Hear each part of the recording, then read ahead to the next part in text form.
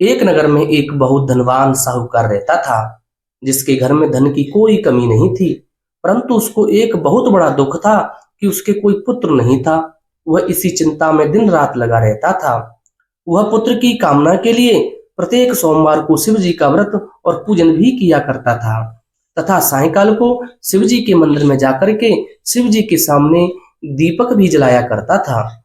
उसके इस भक्ति भाव को देख करके एक समय माता पार्वती जी ने भगवान शिव जी से कहा कि हे महाराज, यह साहूकार आपका अनन्य भक्त है और सदैव आपका व्रत और पूजन बड़ी ही श्रद्धा से करता है।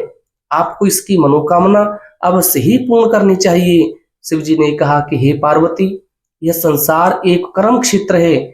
जैसा किसान खेत में बीज बोता है, वैसा ही वह फल को पाता है। उसी तरह मनुष्य इस संसार में जैसा कर्म करते हैं, वैसा ही वे फल भोगते हैं। पार्वती जी ने अत्यंत आग्रह से कहा कि हे महाराज, जब यह आपका अनन्य भक्त है और इसको अगर किसी प्रकार का दुख है तो इसको अवश्य दूर करना चाहिए, क्योंकि आप सदैव अपने भक्तों पर दयालु होते हैं और उनके दुखों को भी दूर करते हैं। यदि आप ऐसा नहीं करेंगे तो मनुष्य आपकी सेवा तथा व्रत क्यों करेंगे? पार्वती जी का ऐसा आग्रह देख करके शिव जी महाराज कहने लगे, हे पार्वती, इसके कोई पुत्र नहीं है। इसी चिंता में यह अति दुखी रहता है। इसके भाग्य में पुत्र न होने पर भी मैं इसको पुत्र की प्राप्ति का वरदान देता हूँ, परंतु वह पुत्र केवल 12 वर्ष तक ही जीवित रहेगा। इसके पश्चात वह मृत्यु को प्राप्त हो जाएगा। इससे अधिक मैं और कुछ भी इसके लिए नहीं कर सकता। यह सब बातें साहूकार सुन रहा था। इससे उसको ना कुछ प्रसन्नता हुई और ना ही कुछ दुख हुआ। वह पहले जैसा ही शिव जी महाराज का व्रत और पूजन करता रहा। कुछ काल व्यतीत हो जाने पर साहूकार की स्त्री गर्भवती हुई और 10वें महीने में उसके गर्भ से अति सुंदर पुत्र की साहूकार के घर में बहुत खुशी मनाई गई। परंतु साहूकार ने उसकी केवल 12 वर्ष की आयु जान करके अधिक प्रसन्नता प्रकट नहीं की और ना ही किसी को वह भेद बताया।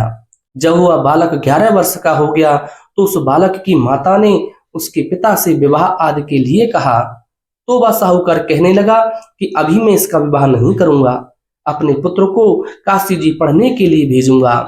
फिर साहूकार ने अपने साले अर्थात बालक के मामा को बुलाकर उसको बहुत सा धन दिया और कहा कि तुम इस बालक को काशी जी पढ़ने के लिए ले जाओ और रास्ते में जिस स्थान पर भी जाओ यज्ञ तथा ब्राह्मणों को भोजन कराते जाना।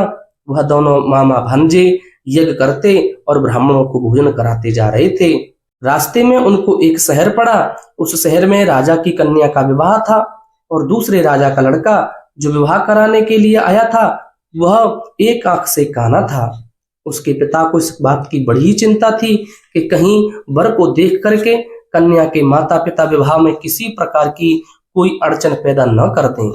इस कारण जब उसने अति सुंदर सेठ के लड़के को देखा तो मन में विचार किया कि क्यों न दरवाजे के समय इस लड़के से वर का काम चलाया जाए। ऐसा विचार कर वर के पिता ने उस लड़के और मामा से बात की तो वे राजी हो गए। फिर उस लड़के को वर के कपड़े पहनाकर घोड़ी पर चढ़ाकर दरवाजे पर ले गए और सब कार्य प्रसन्नता पूर्वक पूर्ण हो गए। फिर वर के पिता ने सोचा कि यदि विवाह कार्य भी इसी लड़के से करा लिया जाए तो क्या बुराई है। ऐसा विचार कर लड़के और उसके मामा से कहा, यदि आप फेरों का और कन्यादान के काम को भी करा दें तो आपकी बड़ी ही कृपा होगी और इसके बदले में हम आपको बहुत सा धन देंगे। तो उन्होंने वह बात स्वीकार कर ली और विवाह कार्य भी बहुत अच्छी तरह से संपन्न हो गया। परंतु जिस समय लड़का जाने को तैयार हुआ उसने राजकुमारी के चुन्नी के पल्ले पर लिख दिया कि तेरा विवाह तो मेरे साथ में हुआ है, परंतु जिस राजकुमार के साथ तुमको भेजा जाएगा वह एक आंख से काना है और मैं काशी जी पढ़ने जा रहा हूँ। लड़के के जाने के पश्चात उस राजकुमारी ने जब अपनी चुनरी पर ऐसा लिखा हुआ पाया तो उसने राजकुमार के साथ जाने से मना कर दिया और कहा कि यह तो मेरा पति नहीं है, मेरा विवाह इसके साथ नहीं हुआ है, वह तो काशी जी पढ़ने गया है। राजकुमारी के माता पिता ने अपनी कन्या को विदा नहीं किया और बारात वापस चली गई। उधर सेठ का लड़का और मामा काशी जी पहुंच गए। वहां जाकर उन्होंने यज्ञ करना और लड़के ने पढ़ना शुरू कर दिया। जब लड़के की आयु 12 साल की हो गई, उस दिन उन्होंने यज्ञ रचा रखा था कि लड़के ने अपने मामा से कहा, मामा जी आज मेरी तबीयत कुछ ठीक नहीं है। मामा ने कहा, अंदर जाकर के सो जाओ। लड़का अंदर जाकर सो गया और थोड़ी ही देर बाद उसके प्राण पखेरु उड़ गए। जब उसके मामा ने आकर के देखा कि वह मुर्दा पड़ा है तो उसको बड़ा दुख हुआ और उसने सोचा कि अगर मैं अभी रोना पीटना मचा दूंगा तो यज्ञ कार्य अधूरा रह जाएगा। अतः उसने जल्दी से यज्ञ कार्य समाप्त किया और ब्राह्मणों के जाने के बाद रोना पीटना प्रारंभ कर दिया। संयोगवश उसी समय शिव पार्वती जी उधर से जा रहे थे। जब उन्होंने जोर जोर से रोने की आवाज सुनी तो पार्वती जी कहने लगी, महाराज कोई दुखिया रो रहा है, इसके कष्ट को दूर कीजिए।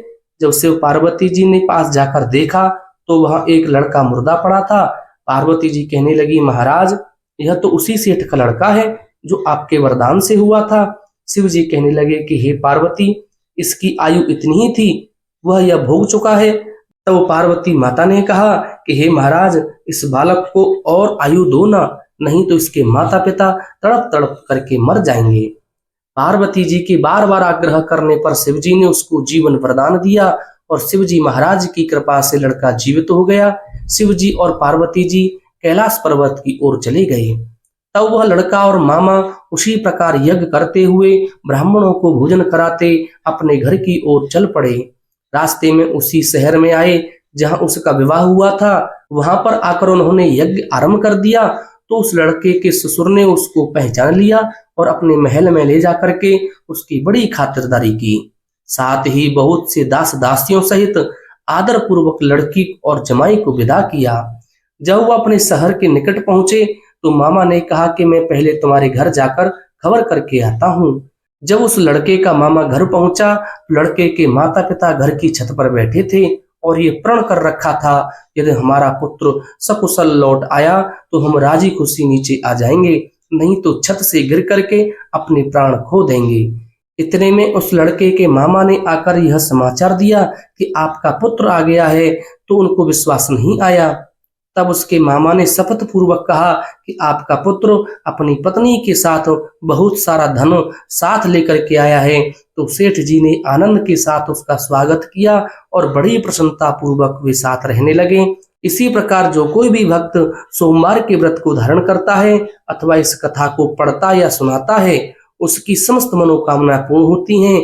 भगवान शंकर और माता पार्वती का आशीर्वाद उसे प्राप्त होता है। भोले शंकर भगवान की जय। ऐसी ही सुंदर कथाएं श्रवण करने के लिए कृपया आप हमारे चैनल को जरूर सब्सक्राइब करें। हर हर महादेव।